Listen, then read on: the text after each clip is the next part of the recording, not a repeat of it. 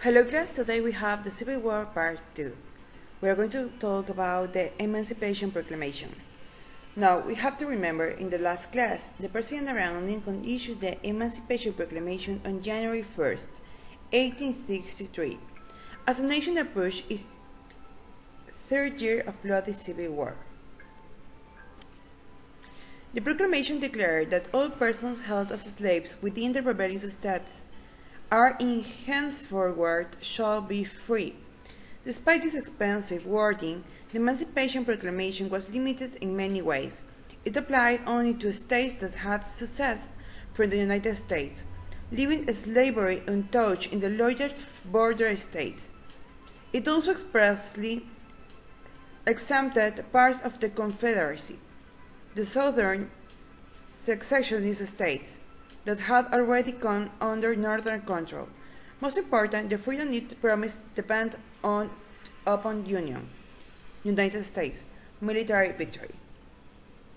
Although the Emancipation Proclamation did not end slavery in the nation, it captured the hearts and imagination of millions of Americans and fundamentally transformed the character of the war. After January 1, 1863, every advance of federal troops expanded the domain of freedom. Moreover, the proclamation announced that the acceptance of black men into the Union Army and Navy, enabling the liberated to become liberators. By the end of the war, almost 200,000 black soldiers and sailors had fought for the Union and freedom. From the first days of the Civil War, slaves had acted to secure their own liberty. The Emancipation Proclamation confirmed their insistence that the war for the Union must become a war for freedom. It added moral force to the Union, causing strangers the Union both militarily and politically. As a milestone along the road to slavery's final destruction, the Emancipation Proclamation has assumed a place among the great documents of human freedom. The original of the Emancipation Proclamation of January 1, 1863, is in the National Archives in Washington, D.C. With the text covering 5 pages, the document was originally tied with narrow red and blue ribbons, which were attached to the signature page by a wafered impression of the seal of the United States. Most of the ribbons remain. Parts of the seal are still disseparable, but other parts have worn off. Now, we have some facts about the Emancipation Proclamation.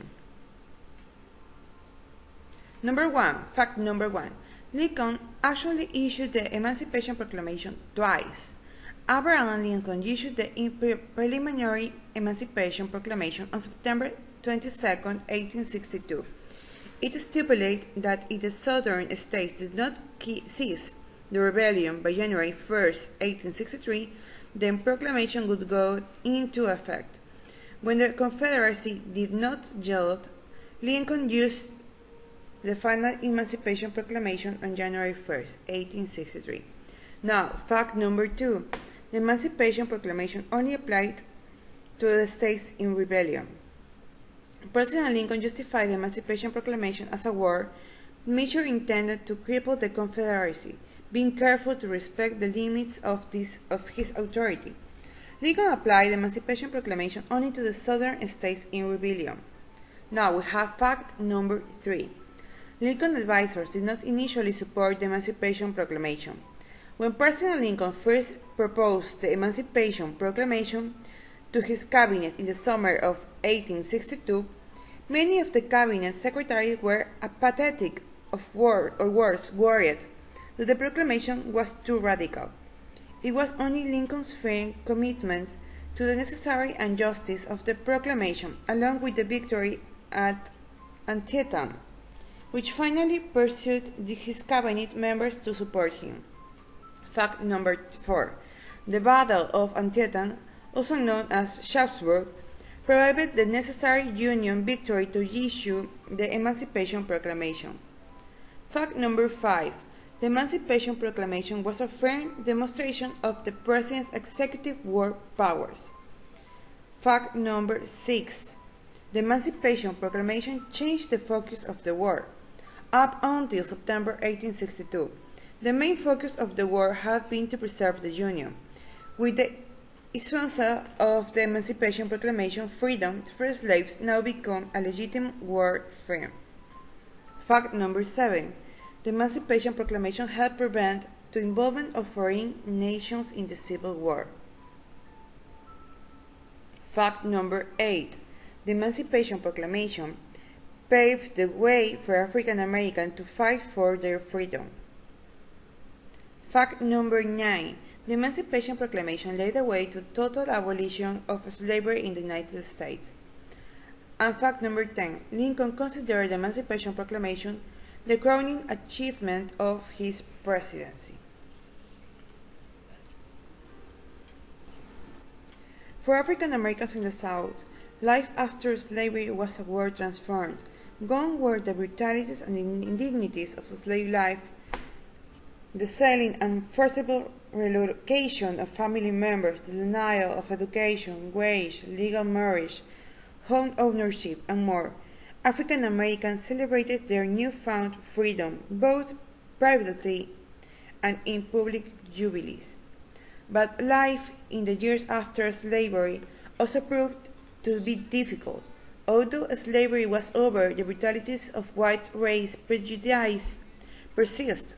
After slavery, state governments across the South instituted laws known as black codes. These laws granted certain legal rights to blacks, including the right to marry, own property, and sue in court, but the codes also made it illegal for blacks to serve on juries, testify against whites, or serve in state militias. The black codes also required black sharecroppers and tenant farmers to sign annual labor contracts with white landowners. If they refused, they could be arrested and hired out for work. Most Southern black Americans, so free, live in desperate rural poverty, having been denied education and waged under slavery. Ex-slaves were often forced to the necessity of their economic circumstances to rent land from former white slave owners. These sharecroppers paid rent on the land by giving a portion of their crop to the landowner.